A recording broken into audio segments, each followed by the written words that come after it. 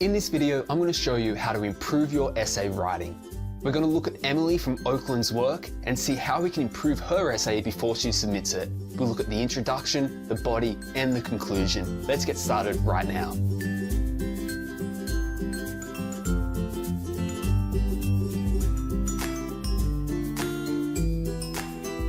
Hey guys, Chris here from essayguidance.com. For those of you who've been following the essay writing course on YouTube, welcome to the last episode of the course. If you haven't been watching the course, I recommend that after you've finished watching this tutorial, go back and do the whole course. I'll leave the link in the description, and then you'll be able to catch up on all of the great tips that I've been teaching everyone over the last 10 episodes. I promised everyone that this episode would be a special episode, and what we're going to do in this one is actually go through a screencast tutorial of a student's work. We'll bring together all the strategies we've been looking at over this course and try to apply them to improving Emily's work. For those of you who are interested in getting a screencast tutorial of your own essay, just like this one of Emily's, stay tuned. Later in this video, I'm going to show you exactly how you can get that done.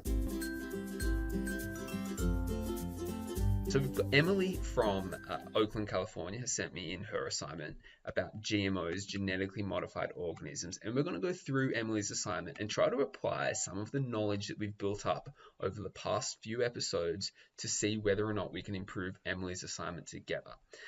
Now, I'm also going to introduce a couple of ideas that we go into more depth on in the paid course, but they're ones that pop up in Emily's work, so I'm going to introduce them briefly. So let's get started with the introduction. Let's reflect back to the intro method that we used earlier in this course when we're thinking about Emily's introduction. Now, the first thing that we can see from Emily's introduction is the very first thing she mentions is the topic. So signposting of the topic immediately. She says, a hotly discussed topic among scientists and NGOs. Remember that our introduction, the first thing in the introduction should be an interest sentence, or what's often called a hook sentence to draw the reader in. Now, a hotly discussed topic among scientists and NGOs. I think that she could have done a better job here of drawing the reader in the very first sentence. But I think the second sentence does a better job. Some people believe that GMOs are the solution to the global food crisis, and that using these crops in parts of the world that have inhospitable environments is the key to creating an independent, sustainable food source in the developing world. Now, what we want to do here is get rid of the vague statement that they're a hotly discussed topic. That isn't engaging enough for us. We want to actually say why it's hotly discussed immediately. So we can get rid of that first sentence altogether and clarify it to genetically modified organisms could be the solution to the global food crisis, full stop. In the very first sentence, we know what she's talking about, genetically modified organisms, and we know why they're worth talking about, because they could be the solution to something. And then I can just capitalize the U there, using these crops in parts of the world that have inhospitable environments could be the key, creating an independent, sustainable food source in the developing world.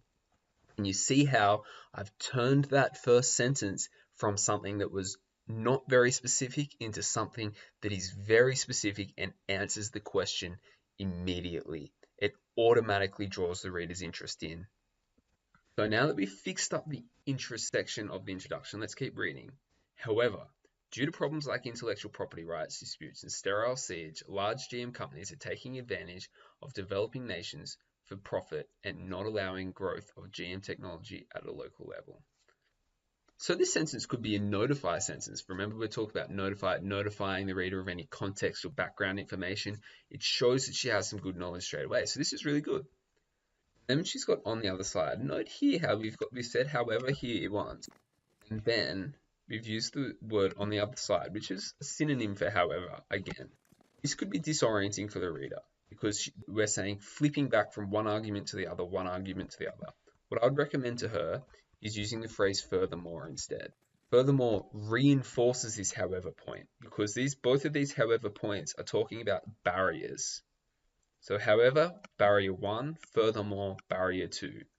A dominant anti-GMO discourse from the global north perpetuates developing countries, apostrophe after this countries here, because the countries own the dependency.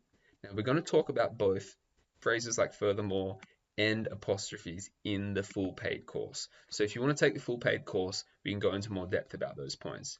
But at the moment, let's just keep focusing on the introduction. And then she's come here to the O bit of our intro, where it's outlining what's going to be discussed. And she says, I will be addressing one thing, and then I'll be also looking at thing 2, and then finally I'll be addressing thing 3. So this locational meta text, or what we've been calling the orienting the reader section, is quite good. The one thing that I'm going to recommend to her, again, this is something that we talk about in the paid course, is first person language. I don't know how her teacher sees first person language, but I know enough that there are many teachers in this world who don't like first person language. So here's one quick strategy out of many that we discuss in the paid course on how to turn first person language into more professional academic language. Instead of I will be addressing, simply this essay addresses. Okay, and then again, I will also be looking at, it also looks at. Yeah. So a nice easy way of turning the language into something a little bit more professional. And then finally, I will be addressing here, finally, the paper addresses. Nice and simple, easy way of increasing the professionalism. So that's our intro. We've looked at the interest sentence, improving the interest sentence a little bit, and we've looked at improving our locational meta text, and one or two extra little things about first person language and connecting sentences. But overall, good job, Emily. That's a pretty good introduction. Let's move on to our next section. All right, guys, let's talk about paragraphs. Remember that we want our paragraphs to be between 4 and 7 sentences long. We want them to have at least 2 references to 2 separate sources in them, one in the first half and one in the second half of the paragraph.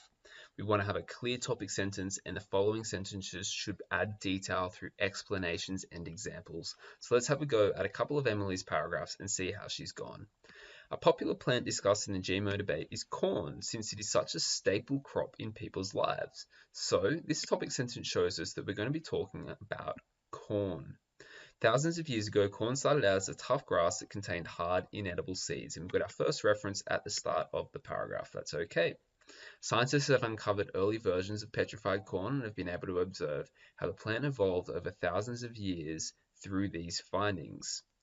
By doing things as simple as selecting the corn with the best kernels and replanting those seeds only, corn continued to evolve through natural maturations, which humans were able to cultivate and change to their advantage until we ended up with the succulent corn we have today that is easy to harvest and replant.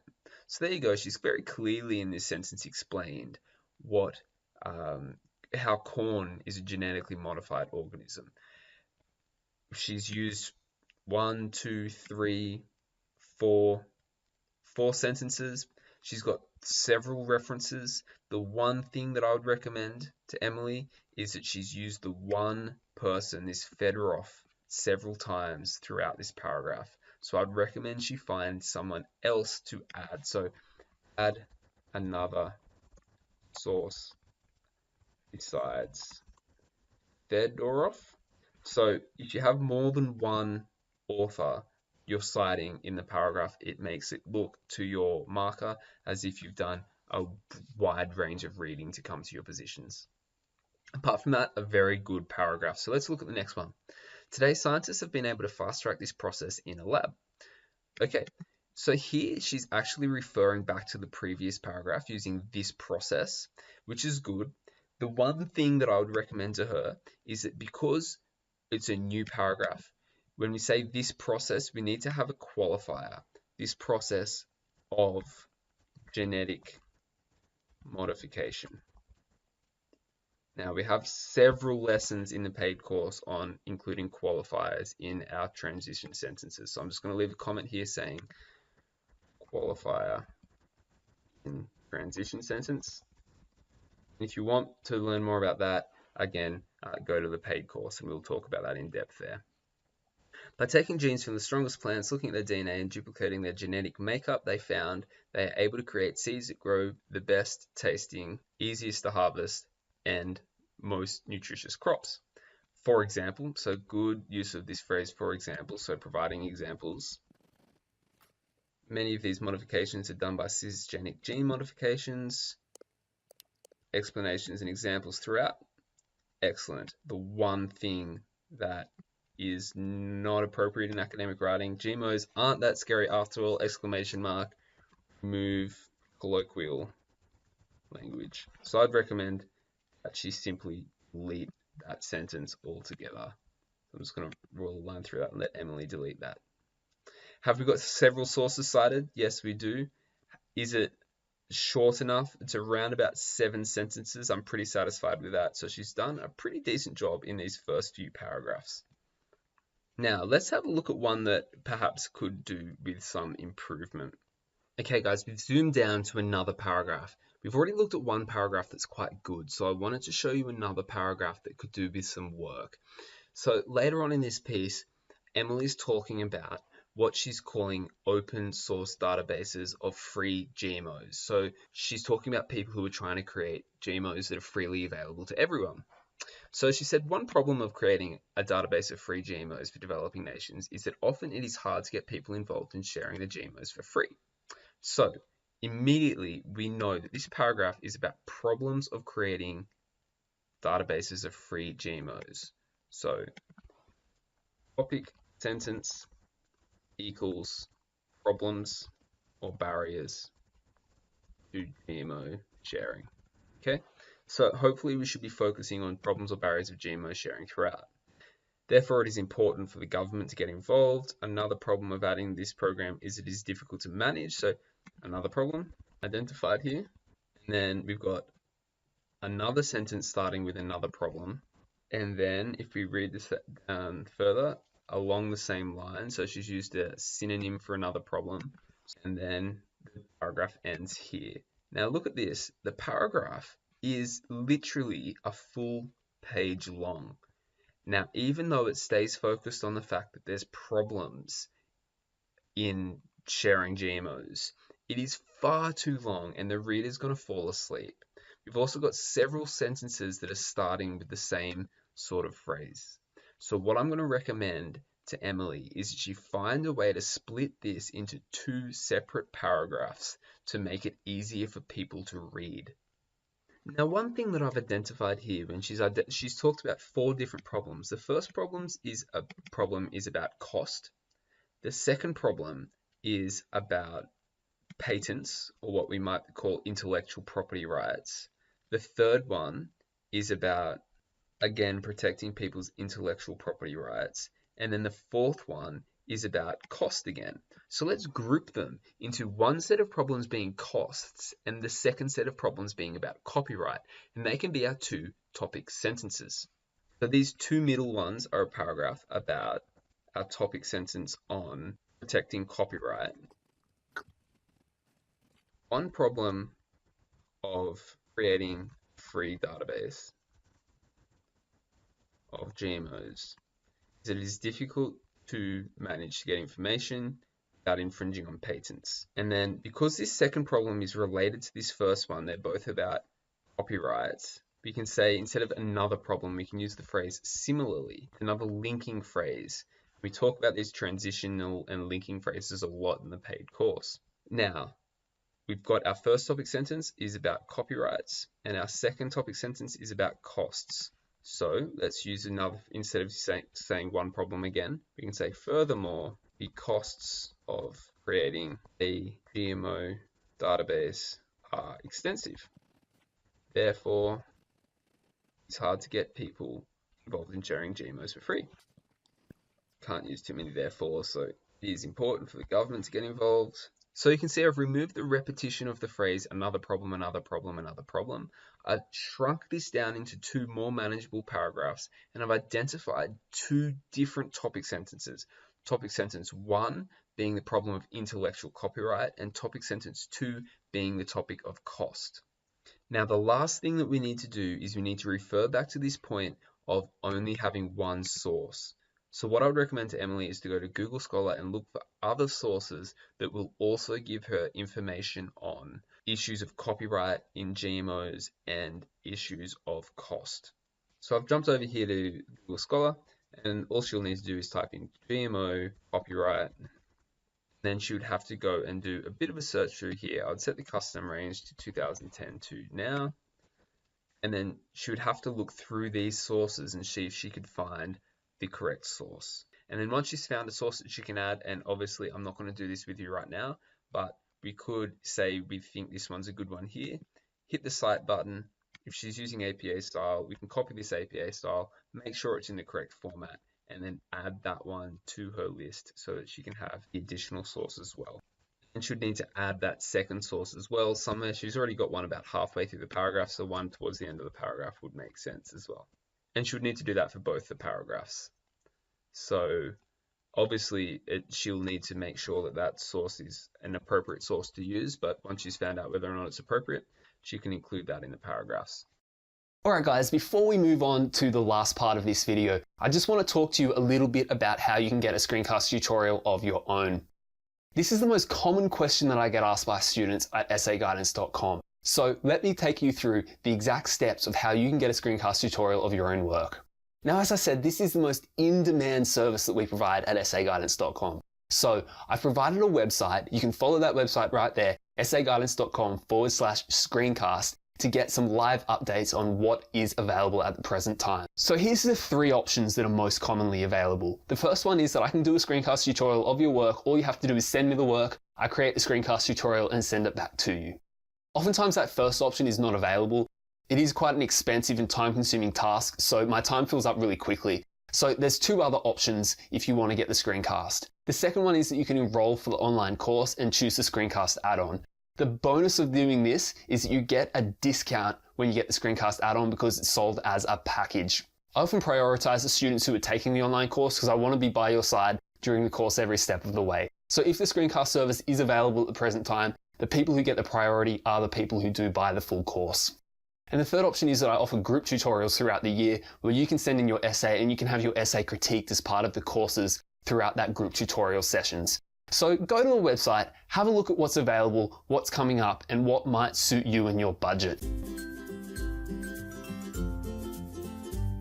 Okay, and the last thing that we need to do together is have a look at the conclusion. Now let's reflect a little bit back onto our 5 C's conclusion method, which we will be using a little bit of when we're looking at this conclusion. Now you might remember when I talked about the 5 C's conclusion method in the YouTube course episode on the conclusions, that I said you don't have to use all 5 of the C's, you can pick and choose, but they're good things to include in a conclusion. Now, one that I might model for you is the closing the loop method. So let's have a look at the start of Emily's conclusion and see if we can close the loop. Remember, the closing the loop method was about talking about something that was mentioned at the beginning of the essay in order to tie the essay back together in the conclusion. So her first sentence says, perhaps it is time for another green revolution, but one that is based on the interests of local people. Now, if she wanted to close the loop, I'm not saying that this isn't a good opening sentence, but if she wanted to close the loop, she would have to refer all the way back to the introduction and try to find one of her promising statements in the introduction and then refer back to it in the conclusion. So let's quickly and briefly look at the introduction for a second. Now remember, we said in the first sentence in the introduction, genetically modified organisms could be the solution to the global food crisis. Using these crops in parts of the world that have inhospitable environments could be the key to creating an independent, sustainable food source for the developing world. So let's go back to this issue of it being the solution to the global food crisis in the conclusion. So I've jumped back to the conclusion, and if you wanted to use the close the loop method, you could say this essay opened with stating that GMOs could be the solution to the global food crisis. So that's one way you can use the closing the loop method to really engagingly start your conclusion. Now, another thing just here that I kind of pointed out earlier on in Emily's work as well is she uses a lot of these colloquial conversational terms. Here's another one where she opens a sentence with yes, comma. In academic writing, we try not to do that because it's colloquial and it's not very professional or scholarly. So we can just delete the yes there and just say GMOs could radically improve food sustainability. That sort of phrases like yes, comma at the start of a sentence, it's more journalistic or creative writing, and we don't want to be getting engaged in sort of journalistic or creative writing in scholarly work. We want to make an impression that we're very professional in our presentation. Now remember, the second C for the 5 C's method is to conclude, and often when we're concluding we want to say what our stance is, what our thesis is. You can see clearly here GMOs could radically improve food sustainability. I think that she's been quite clear in stating what her thesis statement is, so I'm pretty happy with that for concluding. Now again down here, just in terms of improving Emily's professional or academic language, it's something that we focus on really intensely in the full course, is getting rid of some of these phrases like I ask. Maybe a more professional or scholarly way of saying I ask government officials to create laws, you could say would be socially beneficial for governments in both the global north and global south to create laws. So that's another way that we could remove that first person subjective language and make our discussion seem more objective and more scholarly. Now, one other thing that I'd quickly change is here where she says anti-GMO groups have been debunked. I think that you could use softer language here. Instead of using the word we should debunk certain groups, we could say with greater education on the issue of GMOs, it will be much easier to implement programs like the open source biotechnology framework. So here, instead of saying we should attack and debunk these groups, you can take a more scholarly, contemplative approach by saying, with greater education on the issues of GMOs, it will be much easier to implement programs like and continue from there. So a lot of being a really good writer at university level has a lot to do with your tone of voice when you're writing. Instead of being really aggressive in your writing and trying to debunk, literally in this case, debunk your opponent's work, sit back and contemplate and be critical in your thinking. Think of yourself as the person stroking your chin about the issue rather than the person standing on the podium trying to yell and pontificate about your position. Now remember when we talked about concern, who should be concerned about these issues? It's one of our 5 C's. You can see here that she's actually said who should be concerned about this issue. It should be the governments who need to create laws about the issue. So she's done the concern part of the 5 C's conclusion really well as well. And then finally, the 5th C in the 5 C's method is to leave the reader in the last sentence with a statement of the consequences of this issue to show that this issue is a really important issue to think about. So she said, if people are willing to work together on all levels of society, GM biotechnology could bloom and create a promising future for all. On balance, I'm pretty happy with, I'll delete the for all, but besides from that, she's done a really good job, I think, of using several of the strategies from the 5 C's conclusion method to create a pretty good conclusion. Maybe in the comment section below you can tell me what you think of her conclusion, but in general she's touched on most of the points that you would expect in a conclusion, and she's used several of those key points from the 5 C's method. So really well done, Emily. And that brings us to the end of the YouTube essay writing course. Thank you so much for being a part of this course, especially to those of you who've been with me right from episode 1. Hey guys, Chris here from essayguidance.com. If you like that video, you're gonna love our full online course. In fact, that video you just watched is part of our full course, which is available on our website right now. You get tons more lessons just like this that take you through exactly how to write excellent top-notch essays for university. So head over to essayguidance.com/course right now to check out what we have available for you.